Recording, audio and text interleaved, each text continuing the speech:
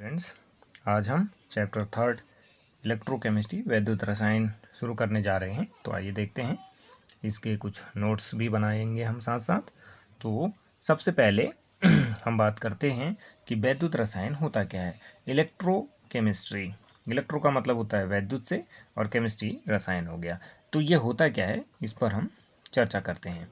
ये क्या है कि ये जो है एक शाखा है रसायन विज्ञान की, रसायन विज्ञान की शाखा है, जिसके अंतर्गत हम इस तरह से हम लिख सकते हैं कि वैद्युत ऊर्जा, जिसके अंतर्गत हम वैद्युत ऊर्जा का रासायनिक ऊर्जा में परिवर्तन, वैद्युत ऊर्जा का रासायनिक ऊर्जा में परिवर्तन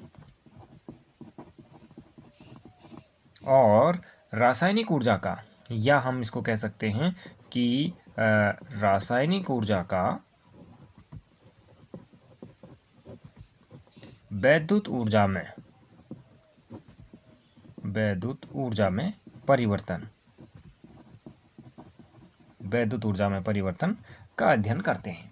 यानी यह एक रसायन विज्ञान की शाखा है जिसके अंतर्गत हम वैद्युत ऊर्जा का रासायनिक ऊर्जा में परिवर्तन या रासायनिक ऊर्जा का वैद्युत ऊर्जा में परिवर्तन का अध्ययन करते हैं। ठीक हो गया, पहला ये डेफिनेशन हो गई इसकी। अब दूसरा हम ले लेते हैं इसमें, दूसरा, अब सेल क्या होता है, सेल को कैसे डिफाइन कर सकते हैं।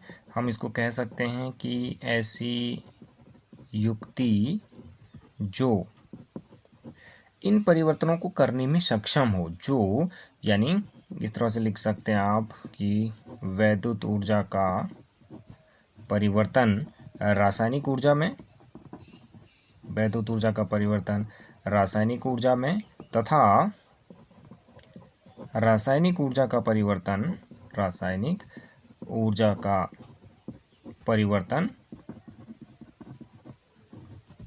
वैद्युत ऊर्जा में करने में सक्षम हो, वैद्युत ऊर्जा में कर सकती है, सेल कहलाती है, कर सकती है, ये हम जो है इसको सेल कहते हैं। यानी ऐसी युक्ति जो वैद्युत ऊर्जा का परिवर्तन रासायनिक ऊर्जा में तथा रासायनिक ऊर्जा का परिवर्तन वैद्युत ऊर्जा में कर सकती है, उस युक्ति को हम क्या कहेंगे, सेल कहेंगे। अब जो सेल के प्रकार, तो जो ऐसी युक्ति होती है वो दो तरह की होती है। एक होती है वैद्युत रासायनिक सेल, दूसरी होती है वैद्युत अपघटनीय सेल। इसको हम कहते हैं इलेक्ट्रोकेमिकल सेल। इसको इंग्लिश में इलेक्ट्रोकेमिकल सेल के नाम से जाना जाता है, और इसको कहते हैं इलेक्ट्रोलिटिक सेल। इसका नाम होता है इलेक्ट्रोलिटिक सेल।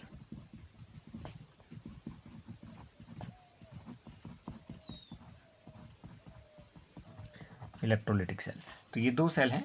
पहले हम इनमें डिफरेंस जान लें। ये क्या करती है, ये जो है इसमें ये रासायनिक ऊर्जा का, यानी रासायनिक ऊर्जा का विद्युत ऊर्जा में परिवर्तन करती है, वैद्युत ऊर्जा में परिवर्तन करती है। यानी ये क्या करती है, यानी जो हमारा केमिकल एनर्जी है उसको चेंज करती है इलेक्ट्रिकल एनर्जी में, है ना, इलेक्ट्रिकल एनर्जी में। ये जो है इस तरह का काम करती है, केमिकल एनर्जी को इलेक्ट्रिकल एनर्जी में चेंज करती है।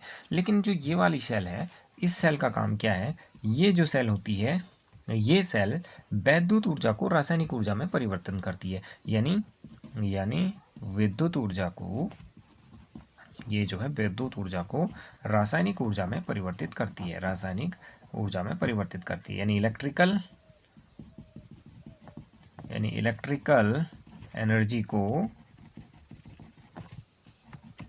चेंज करती है केमिकल एनर्जी में। किसमें, केमिकल एनर्जी में,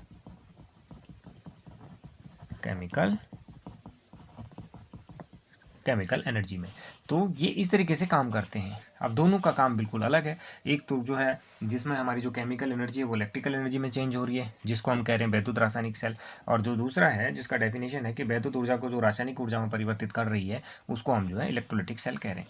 अब इसके कुछ एग्जाम्पल्स हैं। इसका जो एग्जाम्पल है, कुछ एग्जाम्पल हैं, जैसे इसको कुछ लोग जो हैं गाल्वेनिक, है ना, गॉल्वेनिक सेल भी कहते हैं इसको कुछ लोग, ना, है ना, गाल्वनिक सेल भी कहते हैं, वोल्टी सेल भी इसको कह दिया जाता है, इसका नाम जो है वोल्टी सेल भी इसको कहते हैं, है ना। डैनियल सेल इसका एक उदाहरण है, डैनियल सेल, और लैक्लांसे सेल भी है, ये कुछ इसके एग्जाम्पल हैं, है ना, ये इसके कुछ एग्जाम्पल हैं। और गाल्वनिक सेल है, वोल्टी सेल है, डैनियल सेल है, लैक्लांसे सेल है, ये सब जो है विद्युत रासायनिक सेल है। यानी ये सारी जो सेल हैं इसमें जो है आपका शुष्क सेल भी है, जो टॉर्च इत्यादि में हमारा इस्तेमाल होता है, वो सब है। यानी जिससे हम जो है जिस सेल का इस्तेमाल हम जो है ऐसे विद्युत ऊर्जा के तौर पर हम करते हैं, वो सारी सेल्स जो है हमारी वो क्या होती हैं, विद्युत रासायनिक सेल होती हैं। और दूसरी तरफ जो इलेक्ट्रोलिटिक सेल है, इलेक्ट्रोलिटिक सेल में कुछ ऐसा है कि इसमें होता क्या है कि जैसे मान लीजिए हम लोग ये एक सॉल्यूशन ले लेते हैं, सपोज करिए कोई सॉल्यूशन है, इलेक्ट्रोलिटिक है, वैद्युत अपघट्य है, अभी इस पर चर्चा करेंगे, और इस पर कोई 2 इलेक्ट्रोड लगा दिए जाएं, यदि इसमें कोई 2 इलेक्ट्रोड लगा दिए जाएं और इन इलेक्ट्रोड को हम जो है इस तरह से किसी बैटरी से जोड़ दें, मान लीजिए इस तरीके से मैंने ये जो है इसको जोड़ दिया, ये बैटरी से जोड़ दिया, यानी 2 इलेक्ट्रोड जोड़ दिया, यानी ये धन और ये ऋण हो गया। अब ये जो सेल बन गई हमारे पास, मान लीजिए इसमें ये क्या था, ये था आपका इलेक्ट्रोलाइट, LYT, इलेक्ट्रोलाइट, यानी इसको हिंदी में कहते हैं विद्युत अपघट्य, वैद्युत अपघट्य, ये वैद्युत अपघट्य था।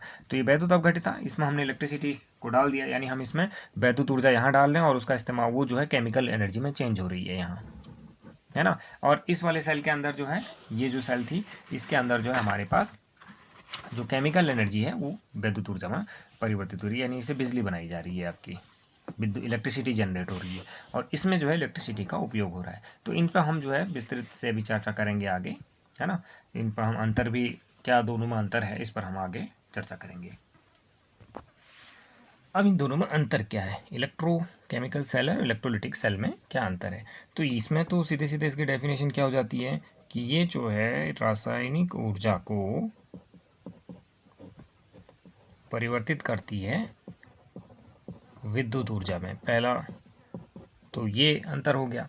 और यहाँ पे क्या अंतर हो जाएगा कि ये विद्युत ऊर्जा को चेंज करती है रासायनिक ऊर्जा में, पहला अंतर तो ये हो गया। दूसरा अंतर हो गया, तीसरा इसमें आ जाएगा आपका स्वतः प्रवर्तित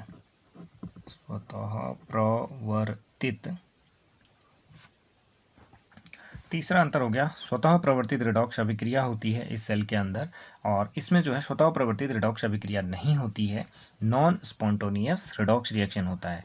यानी नॉन स्पॉन्टेनियस, ये अंग्रेजी में वर्ड याद कर ले, नॉन स्पॉन्टेनियस। नॉन स्पॉन्टेनियस का मतलब होता है जिसको करवाना पड़ता है, और स्पॉन्टेनियस का मतलब होता है जो स्वतः होती है, अपने आप होती है, यानी स्वतः नहीं होती, स्वतः प्रवर्तित अभिक्रिया इसके अंदर नहीं होती रिडॉक्स अभिक्रिया ही है दोनों के अंदर, लेकिन ये स्वतः अपने आप हो जाती है, इसको जो है करवाना पड़ता है। इसमें क्या करना पड़ता है, विद्युत धारा को प्रवाहित करके जो है इसको अभिक्रिया को स्टार्ट कराना पड़ता है। तो यहाँ भी रिडॉक्स अभिक्रिया होती है, तो ये भी एक इसमें जो है आपका डिफरेंस है।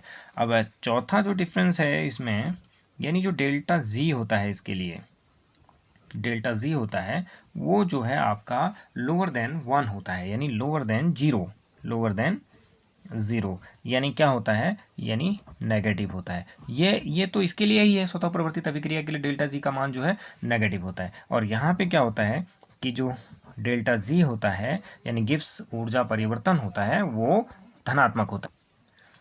पांचवा आता है यानी लवण सेतु, जब इसका चित्र बनाएंगे अभी आपको समझाएंगे, यानी SALT, salt bridge. Salt bridge का यहाँ पे जो है प्रयोग होता है, इसके बिना ये सेल काम करेगी नहीं। और यहाँ पर जो है लवण सेतु यानी साल्ट ब्रिज का उपयोग नहीं होता, लवण सेतु का प्रयोग जो है नहीं होता। तो ये कुछ अंतर थे इसमें, तो इन अंतर को आप जो है लिखेंगे कॉपी में और इनको याद करेंगे। अब थोड़ा सा इसका एक डायग्राम देख लेते हैं। पहले हम इसका डायग्राम देख लेते हैं यहाँ पर छोटा सा, कि जैसे मान लीजिए मेरे पास ये कोई एक इलेक्ट्रोलिटिक सेल थी, तो इलेक्ट्रोलिटिक सेल क्या होती है कि इसको हम जो है इस तरीके से बैटरी से जोड़ देते हैं, इस तरीके से मैंने इसको बैटरी से जोड़ दिया। ये ऋणात्मक हिस्सा हो गया, ये जो है धनात्मक हिस्सा हो गया। इसमें होता है विद्युत अपघट्य। मान लीजिए जैसे NaCl, तो ये Na+ और Cl, तो ये जो Na+ होगा ये इसकी तरफ को जाएगा और Cl जो है वो इसकी तरफ को जाएगा।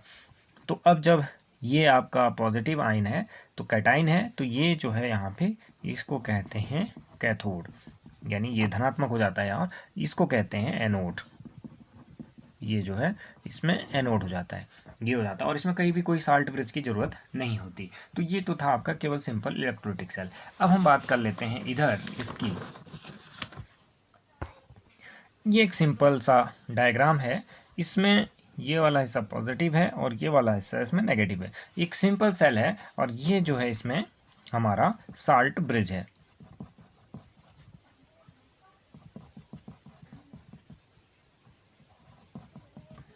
ये साल्ट ब्रिज है, ये हमारा इसमें एनोड का काम करता है, भी इसको समझाएंगे बाद में, और ये हमारा कैथोड होता है। तो इस तरीके से इसमें ये साल्ट ब्रिज जो है दो पात्रों को जोड़ता है। ये हमारा वोल्टामीटर से जोड़ दिया और एक वायर के माध्यम से हमने ये एनोड और कैथोड को जोड़ दिया। तो ये एक जो सेल है ये हमारी गाल्वनिक सेल है।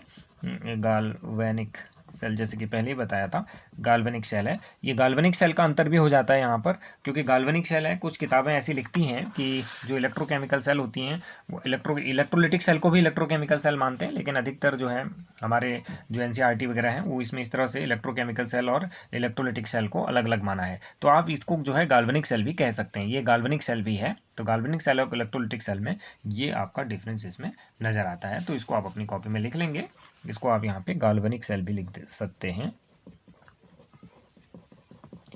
गाल्वनिक सेल। तो गाल्वनिक सेल और इलेक्ट्रोकेमिकल सेल में, इलेक्ट्रोकेमिकल सेल और इलेक्ट्रोलिटिक सेल में क्या डिफरेंस होगा इसको आप जो है समझ सकते हैं इस तरीके से।